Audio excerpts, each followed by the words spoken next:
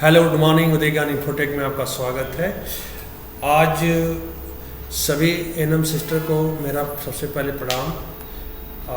आज मेरी 46 class start होने वाली है, जो ज्ञानेंद्रियों के आधार पर है कि मनुष्य के अंदर जो है 5 सेंसर होते हैं, 5 ज्ञानेंद्रियाँ होती हैं। उस पर बात करेंगे कि हिंदू धर्म और योग शास्त्रों में ज्ञानेंद्रियाँ, ज्ञान और इंद्रियाँ, 5 ऐसी इंद्रियों को कहा गया जाता है जो व्यक्ति को ज्ञान और अनुभव प्रदान करती हैं। और ये इंद्रियाँ मनुष्य के बाहरी संसार से संपर्क स्थापित करने और उसमें घटित होने वाली घटनाओं का अनुभव करने का माध्यम होती है। अर्थात मनुष्य के अंदर जो 5 सेंसर होते हैं और 5 सेंसर से जो भी उनको ज्ञान मिलता है उसको हम ज्ञानेंद्रिय कहते हैं, यानी कि 5 सेंसर बेस होता है। और ये हिंदू धर्म और एक शास्त्रों में ज्ञानेंद्रियों का मतलब जो बताया गया है कि व्यक्ति जो ज्ञान और अनुभव को प्रदान करती है। जैसे सबसे पहले 5 इंद्रियों में पहला इंद्रिय का नाम है नेत्र, यानी कि हमारा आईज। इसका जो मेन काम होता है देखने का कार्य होता है। इसका तत्व क्या है? प्रकाश और रंगों के अनुभव करने में सक्षम होती है। संवेदन में यह दृश्य रूप का ज्ञान प्राप्त होता है और संबंधित तत्व जो होता है तेज या आग होती है। इससे संबंधित जो तत्व होता है तेज या आग होती है। दूसरा होता है कण। कण का काम होता है सुनने का कार्य करना। तत्व का मतलब ध्वनि और आवाज़ों का अनुभव करना इसमें है। और संवेदन का मतलब श्रवण, ध्वनि का ज्ञान प्राप्त होना। समझता मतलब आकाश से है इसका काम। नेक्स्ट है नासिका, नाक। कार्य जो होता है सूंघने का। तत्व है गंध का अनुभव कराती है हमको। संवेदन गंध, सुगंध और दुर्गंध का ज्ञान प्राप्त होना होता है। ऐसे संबंधित तत्व जो होते हैं पृथ्वी। क्या होता है? पृथ्वी। ध्यान दीजिएगा, नासिका से संबंधित पृथ्वी होती है। जीवा, जीवा क्या है? कार्य का मतलब होता है स्वाद का अनुभव कराती है। तत्व उसमें खाने पीने के पदार्थों को स्वाद समझने में सहायक होती है। संवेदन को रस स्वाद का ज्ञान प्राप्त होता है। इससे संबंधित जो तत्व होता है वह होता है जल। और 5वां होता है त्वचा, यानी कि स्पर्श। कार्य स्पर्श और तापमान का अनुभव कराती है। तत्व में ठंडा, गर्म, मुलायम, कठोर आदि का अनुभव कराती है। संवेदन में देखा जाए तो स्पर्श का ज्ञान प्राप्त होता है। और इससे संबंधित जो तत्व है वायु। तो ये टोटली आपके 5 सेंसर हैं आपको जो ज्ञानेंद्रियों का अनुभव कराती हैं। और वैदिक दृष्टिकोण से देखा जाए तो योग और सांख्य दर्शन के अनुसार ज्ञानेंद्रियों के 5 महाभूतों से संबंधित है। और ये सभी ज्ञानेंद्रियां मन और बुद्धि से नियंत्रित होती हैं। इनका मूल उद्देश्य आत्मा को भौतिक संसार से जोड़ने और विभिन्न अनुभव प्रदान करने का है। ज्ञानेंद्रियों मनुष्य की चेतना और बाहरी संसार के बीच सेतु प्रदान करती है। तो टोटली चीज़ ये आपके 5 सेंसर होते हैं कि आपको ये पता चले कि इसके सेंसर कितने होते हैं। और इसके बिहेव पर आपके एनएम कोर्स में पूछे जाने जो क्वेश्चन होते हैं इसके बेस पर कौन कौन होते हैं, इस पर हम 50 क्वेश्चन को अभी डिस्कस करेंगे। इसलिए सभी एनएम बहने जो चैनल पर पहली बार हैं चैनल सब्सक्राइब कर लें। और जो अब तक पिछली वीडियो नहीं देखी है तो मेरे जो पिछली वीडियो हैं उसको आप जा कर के वहाँ देख सकते हैं, जो स्टेप बाय स्टेप आपको समझाया गया है, हर एक टॉपिक के बेस पर है। और ये बेसिकली टॉपिक जो लास्ट था आपका ज्ञानेंद्रियों का जो थ्योरी के आधार पर था। अब जो क्वेश्चन आपको आएंगे 100 का क्वेश्चन वो केवल ऑब्जेक्टिव ही क्वेश्चन रहेंगे और मोस्ट इम्पॉर्टेंट क्वेश्चन होते हैं जो अब तक पूछे गए हैं। हो सकता हो कि एक टॉपिक के हिसाब से हम आपको 200 क्वेश्चन देना पड़े तो आपको मैं 2 क्लास लेना पड़े, लेकिन आपको 100 क्वेश्चन उसमें प्रॉपर मिलेंगे। ठीक, तो चलिए पहला क्वेश्चन आपसे स्टार्ट किया जा रहा है कि नासिका संबंधित अध्ययन कहलाता है। जो नासिका संबंधित अध्ययन होता है उसको हम क्या कहते हैं, आपको ये बताना है।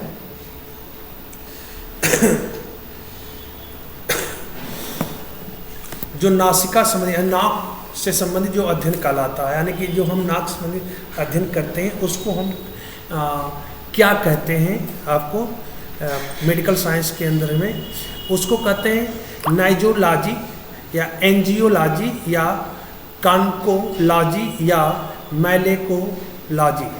मैलेकोलॉजी। तो इसका जो राइट आंसर है, ध्यान दीजिएगा, जो नाक से संबंधित होता है उसको कहते हैं राइनोलॉजी।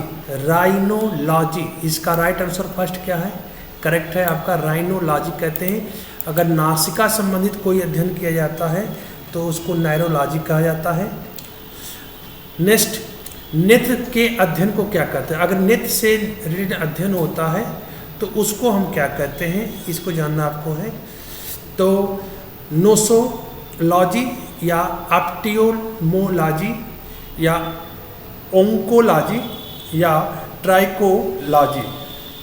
नेत्र से संबंधित अध्ययन को हम ऑप्टियोलियोमोलॉजी बोलते हैं, ऑप्टियोलियोमोलॉजी बोला जाता है, अर्थात ऑप्टियोलोमोलॉजी, अर्थात इसका सेकेंड इज करेक्ट आंसर है। इसका जो नेत्र के अध्ययन के बारे में, नेत्र के बारे में बताया जाता है उसको कहते हैं ऑप्टियोलियोलॉजी बोला जाता है, यानी सेकेंड इज करेक्ट आंसर है। कड़ के अध्ययन को क्या कहते हैं? कड़ मतलब होता है कान, कड़ क्या होता है? कान होता है। कान के अध्ययन को क्या कहते हैं? जिसके अंतर्गत कान का अध्ययन किया जाता है उसको क्या कहते हैं? एक्रियोलॉजी, ऑटोलॉजी, कैलोलॉजी या कार्सिनोलॉजी। तो कड़ के अध्ययन को ध्यान दीजिएगा, कैलोलॉजी बोला जाता है। कड़ के अध्ययन को क्या बोलते हैं? नहीं, ऑक्टोलॉजी बोला जाता है, सॉरी, उसको क्या बोलते हैं? ऑक्टोलॉजी कहा जाता है। कड़ के अध्ययन को ऑक्टोलॉजी कहा जाता है। थर्ड इज करेक्ट आंसर इसका है। नेक्स्ट, ज्ञानेंद्रिया, सेंस ऑर्गन्स इसे कहते हैं, भ्रूण के किस प्राथमिक जनन स्तर से बनते हैं? ज्ञानेंद्रिया भ्रूण के किस प्राथमिक जनन स्तर से बनते हैं? चौथा का जो राइट आंसर है, बहिर स्तर एक्टोडर्म्स या मध्यस्थ स्तर मेसोडर्म या मध्यस्थ मेसोडर्म या अंतस्थ इंडोडर्म और एक्टोडर्म या एक्टोडर्म, इंडोडर्म और मेसोडर्म। तो ज्ञानेंद्रियां जो होती हैं आपकी, उसको कहते हैं एक्टोडर्म और मेसोडर्म के से बनता है। प्राथमिक जनन स्तर जो होता है भ्रूण के एक्टोडर्म और मेसोडर्म से ज्ञानेंद्रियों से बनते हैं, यानी कि इसका फर्स्ट इज करेक्ट आंसर है, फर्स्ट इज करेक्ट आंसर है। नेक्स्ट, नेत्र के समंजन की क्षमता की ताल की उत्तलता यानी कन्वेक्सिटी के परिवर्तन से योजित होती है, यह नियंत्रित होती है किसके थ्रू? यह नियंत्रित होती है। तो इसका जो राइट अक्षर है पांचवे का राइट आंसर है श्वेत मंडल से कि पुतली से कि परितारिका से कि पश्चिमी कार्यों से। तो नेत्र के समंजन की क्षमता ताल की उत्तलता के परिवर्तन से योजित होती है, यह नियंत्रित किससे होती है? पश्चिमी कार्यों से, यानी कि इसका क्या है? फोर्थ इज करेक्ट आंसर है, फोर्थ इज करेक्ट आंसर है। छठवां, रोडाक्सिन वर्णक पाया जाता है पित्त से, त्वचा से, रक्ताणुओं से या रेटिनल कोशिकाओं से। छठवें का जो राइट आंसर है रेडॉक्सिन वर्णक जो होता है आपका, राइट आंसर है इसमें से रेडॉक्सिन वर्णक पाया जाता है, उसका राइट आंसर है रेटिनल कोशिकाओं में, अर्थात आपका फोर्थ इज करेक्ट आंसर। सातवां का देखिएगा, नेत्र में रेडॉक्सिन चाक्षुक पर्पल वर्णक के लिए खाना चाहिए। नेत्र के रेडॉक्सिन चाक्षुक पर्पल वर्णक के लिए क्या खाना चाहिए? अमरूद, आम, गाजर या गेहूं। तो इसमें क्या खाना चाहिए आपके लिए? तो अमरूद, आम, गाजर, गेहूं। तो पर्पल वर्णक के लिए ध्यान दीजिएगा, उसमें हमें आम खाना चाहिए। क्या खाना चाहिए? आम खाना चाहिए, अर्थात second is correct answer. Next, आंतरिक कर्ण तथा मुख गुहा को जोड़ने वाली नलिका होती है। आंतरिक कर्ण तथा मुख गुहा को जोड़ने वाली नलिका होती है आपका यूस्टेकियन नलिका या सिल्वियन नलिका, कर्ण नलिका या वृत्ताकार नलिका। तो आंतरिक कर्ण तथा मुख गुहा को जोड़ने वाली आपका होता है यूस्टेकियन नलिका कहला जाता है, अर्थात इसका फर्स्ट इज करेक्ट आंसर है। फर्स्ट इज करेक्ट आंसर है इसका।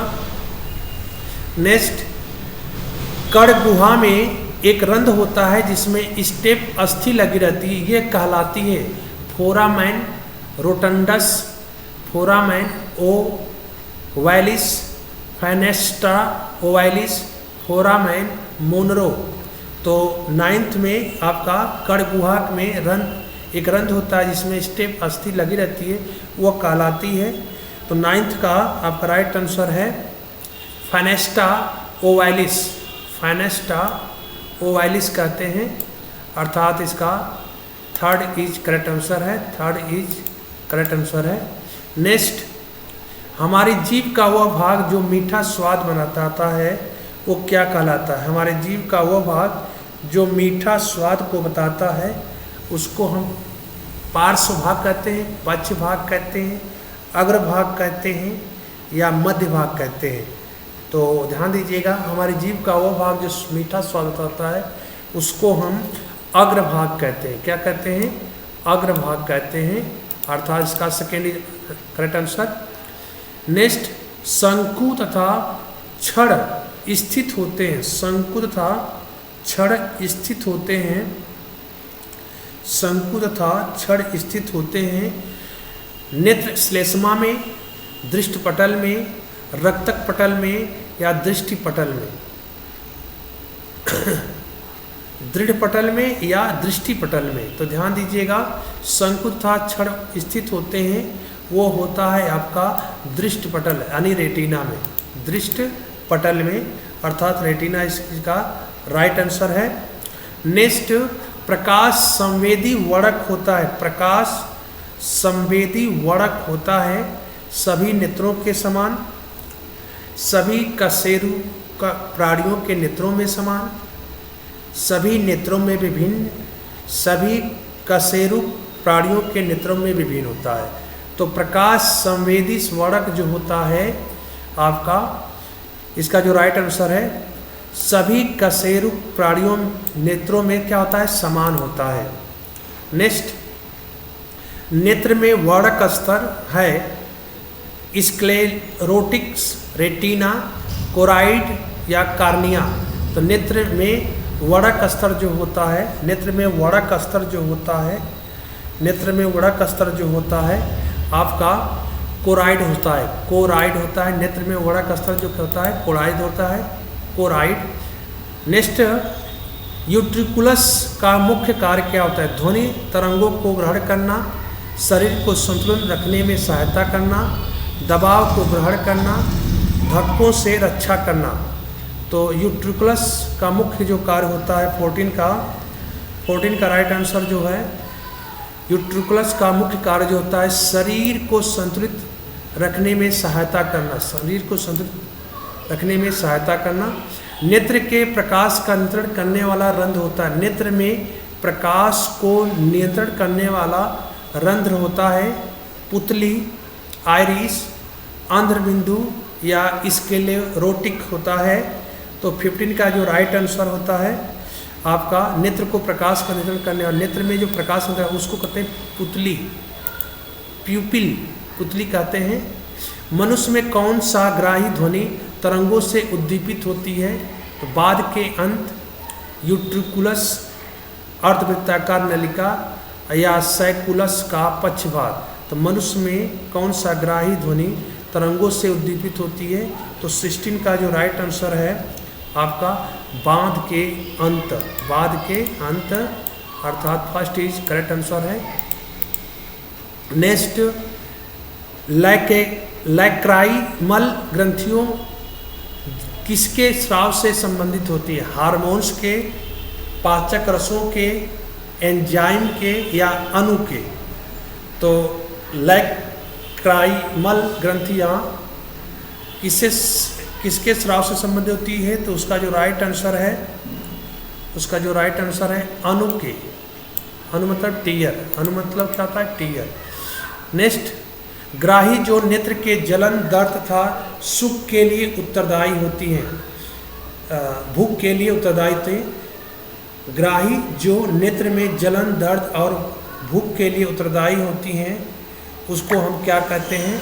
तो 18 का एक्सेटेरोस्टर, प्रीप्रियोसेप्टर, एंडेरोसेप्टर या टेलोसेप्टर। तो ग्राही जो नेत्र में जलन, दर्द और भूख के लिए उत्तरदायी होती है, उस टिन का हम उसको एंटेरोस्टर बोलते हैं, एंटेरोसेस्टर बोलते हैं। अर्थात आपका सेकेंड इज करेक्ट आंसर है। इसका सेकेंड इज करेक्ट आंसर है। जैक्सकाप्सन के अंग संबंधित होते हैं सूबने से, खोदने से, स्पर्श से या दृष्टि से। तो 19 का जो राइट आंसर है, 19 का जो राइट आंसर है 19 का जो राइट आंसर है सूबने से संबंधित होता है। नेत्र में कचाव द्रव कच्छ स्थित होता है। नेत्र में कचाव द्रव स्थित होता है। नेत्र में कचाव द्रव जो स्थित होता है, नेत्र में कचाव द्रव जो स्थित होता है वो आपके लेंस के पीछे, लेंस के आगे, रेटिना के पीछे या कार्निया के आगे।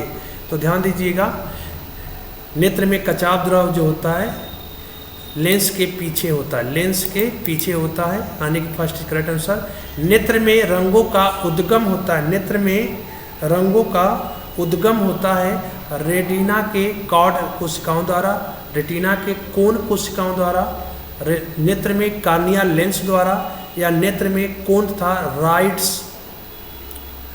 रॉड्स के द्वारा। तो रेटिना, नेत्र में रंगों का जो उद्गम होता है और रेटिना के कोन कोशिकाओं द्वारा होता है, कोन कोशिकाओं द्वारा होता है। अर्थात इसका सेकेंड इज करेक्ट आंसर। भूचाल का अनुभव करने के लिए कौन से संवेदांक होने चाहिए? कड़, नेत्र, पैर का तालु या प्रोप्रियोसेप्टर। तो भूचाल के लिए आपका जो उत्तरदायी होना चाहिए कड़। कड़ मतलब कान, कड़ मतलब कान, अनुभव जारी होना चाहिए। नेत्र में रेटिना के शलांकों, राडों में पाए जाने वाला पदार्थ जो प्रकाश को ग्रहण करता है, उसको क्या कहते हैं? मेलेनिन, रेटिनॉल, कैरोटीन या रोडाप्सिन। तो नेत्र में रेटिना के शलांकों में पाए जाने वाला पदार्थ जो प्रकाश को ग्रहण करता है, उसको हम रोडाक्सिन कहते हैं, रोडाक्सिन कहते हैं। अर्थात आपका फोर्थ इज करेक्ट आंसर। कार्टर्टी के अंग मनुष्य में पाए जाते हैं कर्णावर्त नलिका में, स्कैला मीडिया में, स्कैला वैक्सटिबुली में या स्कैला टिम्पैनी में। तो कार्टर्टिस के अंग मनुष्य में पाए जाते हैं। 24 का जो राइट आंसर है उसको कहते हैं स्क्लेमा मीडिया में, स्कैलमा मीडिया में। अर्थात सेकेंड इज करेक्ट आंसर।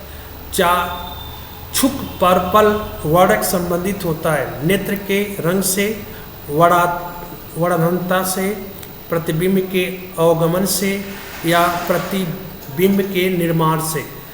चाक्षुक पर्पल वर्णक संबंधित होता है। तो 25 का जो राइट आंसर है आपका वो प्रतिबिंब के अवगमन से, प्रतिबिंब के अवगमन से संबंधित होता है। अर्धवृत्ताकार नलिकाओं में भरा द्रव कहलाता है एंडोलिम्फ, हीमोलिम्फ, पैरीलिम्फ या हाइड्रोलिम्फ। तो अर्धवृत्ताकार नलिकाओं में भरा जो द्रव होता है उसको हम एंडोलिम्फ कहते हैं, एंडोलिम्फ दीपक कहते हैं, अर्थात आपका फर्स्ट इज करेक्ट आंसर। संतुलन की सत्य संवेदना अंतःकरण के किस भाग में स्थित होती है? संतुलन की सत्य संवेदना अंतःकरण के किस भाग में स्थित होता है? वर्धवृत्त में, धृति में, प्रधान में, अर्धवृत्ताकार नलिकाओं में।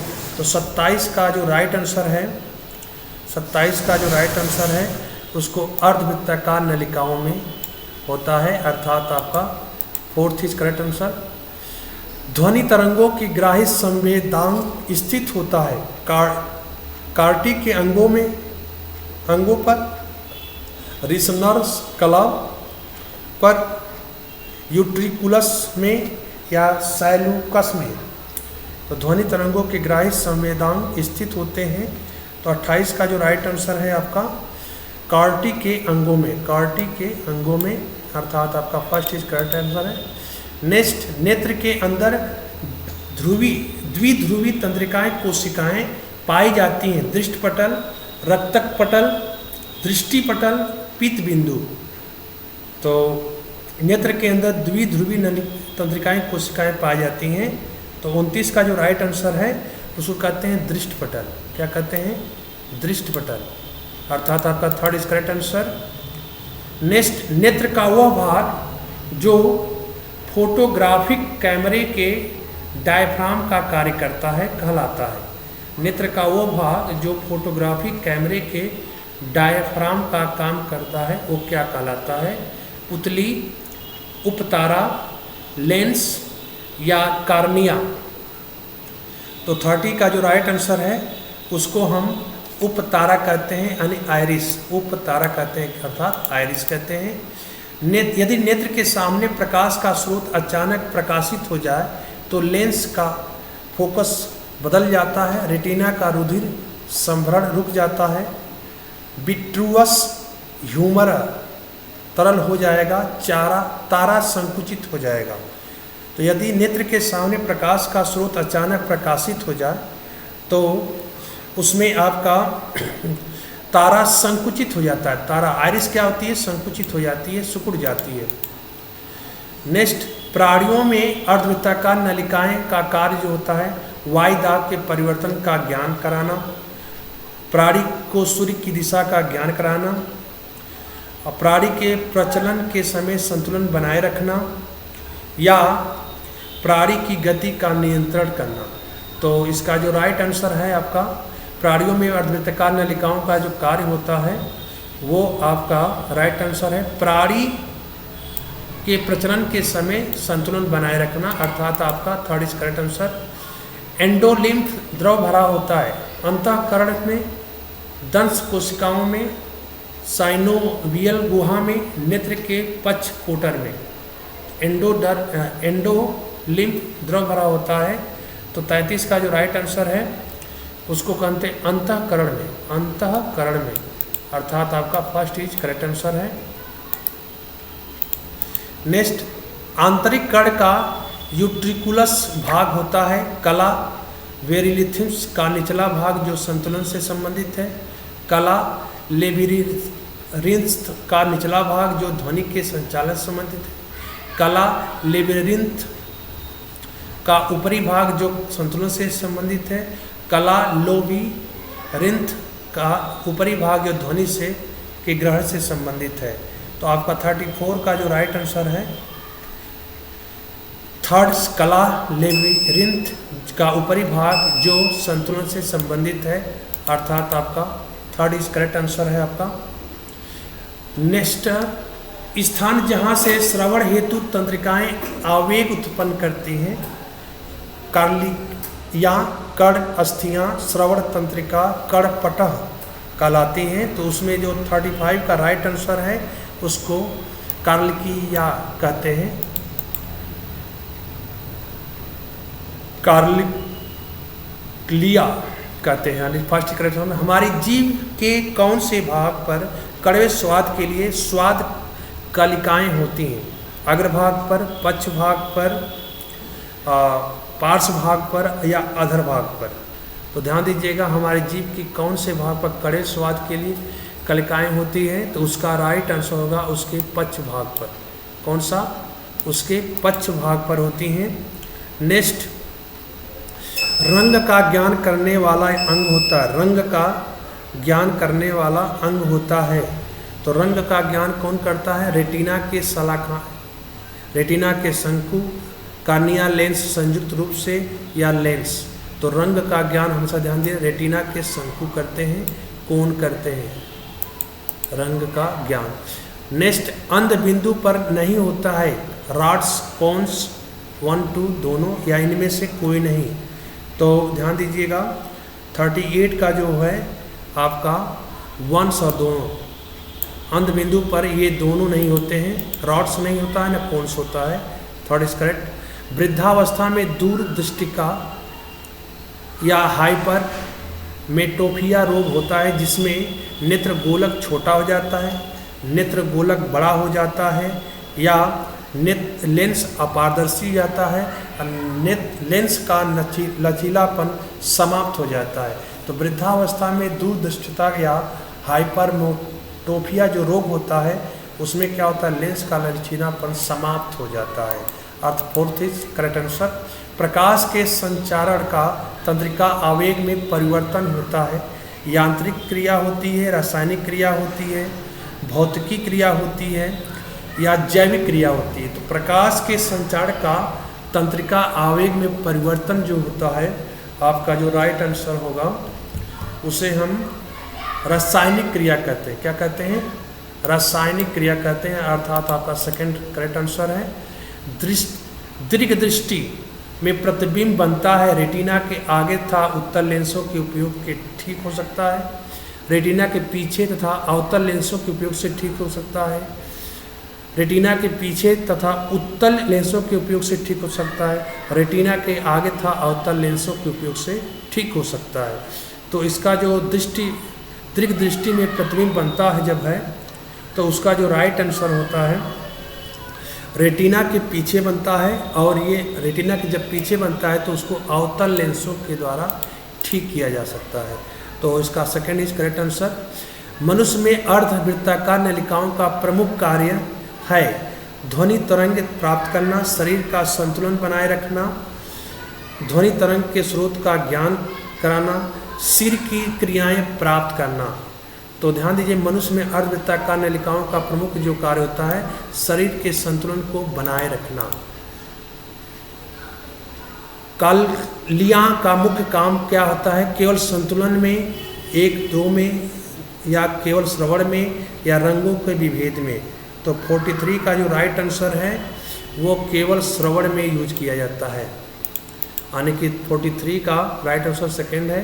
नेत्र के लेंस की फोकस दूरी को नियंत्रण होता है, नेत्र के लेंस की फोकस दूरी का नियंत्रण होता है आइरिस द्वारा, सिल्वरी बॉडी द्वारा, पुतली द्वारा या कार्निया द्वारा। तो नेत्र के लेंस की फोकस दूरी का जो नियंत्रण होता है वो बेसिकली आपके नेत्र लेंस का जो नियंत्रण होता है वो बेसिकली आपका राइट जो होता है सिल्वरी बॉडी द्वारा होता है। नेत्र लेंस की फोकस दूरी का जो नियंत्रण होता है वो सिल्वरी बॉडी द्वारा होता है, अर्थात third is correct answer. Next, मनुष्य के नेत्र के रेटिना में कोन्स की संख्या अधिक होती है, रेटिना के किनारे पर, कोराइड्स पर, अंधबिंदु पर, फोल्विया सेंट्रोलिस पर। मनुष्य के नेत्र के रेटिना में कोन्स की संख्या अधिक कहाँ पर होती है, तो 45 का जो राइट आंसर है वो होता है फोबिया सेंट्रोलिस में, लिस पर सबसे अधिक होती है कोन्स की संख्या। स्पर्शग्राही जो त्वचा में होते हैं कहलाते हैं मिन्सर कणिकाएं, क्राउसे के एंड बल्ब, पैसिनियन कणिकाएं या रेफिनी एंड आर्गन्स। तो स्पर्शग्राही जो त्वचा पर होते हैं वो क्या कहलाते हैं, तो 46 का राइट आंसर है मिस्नर कणिकाएं, अर्थात आपका first is correct answer. Next, आंतरिक कण का कार्य होता है गति के समय संतुलन करना, अचल अवस्था में खड़ी दिशा को संभालना, दिशा का स्थिरीकरण करना या वायु के दबाव का ज्ञान प्राप्त करना। तो आंतरिक कण का क्या काम होता है? आपके आंतरिक कण का काम होता है गति के समय संतुलन करना। गति के समय संतुलन करना आंतरिक कण का कार्य होता है। नेक्स्ट, रचना और तंत्रिका तंत्र के संबंध के आधार पर संवेदांग कितने प्रकार के होते हैं? रचना तथा तंत्रिका तंत्र के संबंध के आधार पर संवेदांग कितने प्रकार के होते हैं? तंत्रिका उपकली संवेदांग, उपकली संवेदांग, तंत्रिका संवेदांग या उपरोक्त तीनों प्रकार के। तो 48 का जो राइट आंसर है आपका, रचना और तंत्रिका तंत्र से संबंध के आधार पर संवेदांग जो होते हैं टोटली 3 प्रकार के होते हैं। तो यानी 4th इसका राइट आंसर, तीनों प्रकार के, 4th is right answer. Next, आँख की रेटिना कोशिकाओं के शलांकों और शंकु के रूपांतरण हैं। आँख की रेटिना कोशिकाओं के शलांका और शंकु रूपांतरण होता है बालों के एक ध्रुवी तंत्रिकाओं में, द्विध्रुवी तंत्रिकाओं में या बहुध्रुवी तंत्रिकाओं में। 49 का जो राइट आंसर है उसको कहते हैं द्विध्रुवी तंत्रिकाओं में, बाई पोलर बोलते हैं, द्विध्रुवी तंत्रिकाओं में। लास्ट है जेनिटल कार्पर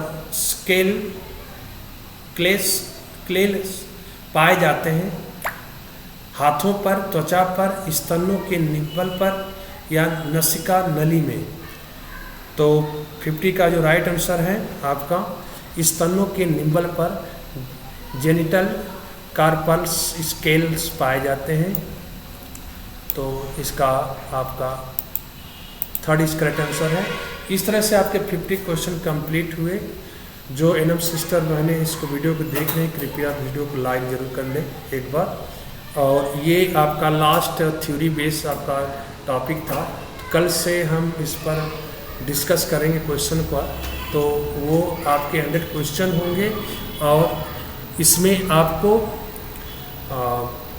अलग से कोई चीज़ें नहीं बताना है। जो अब तक जो नहीं पढ़ी है सिस्टर वो कृपया पुरानी वीडियो को ज़रूर देख लें। अब जो क्वेश्चन चलेंगे आपके पुराने के हिसाब से चलेंगे। Thank you, bye, good nights.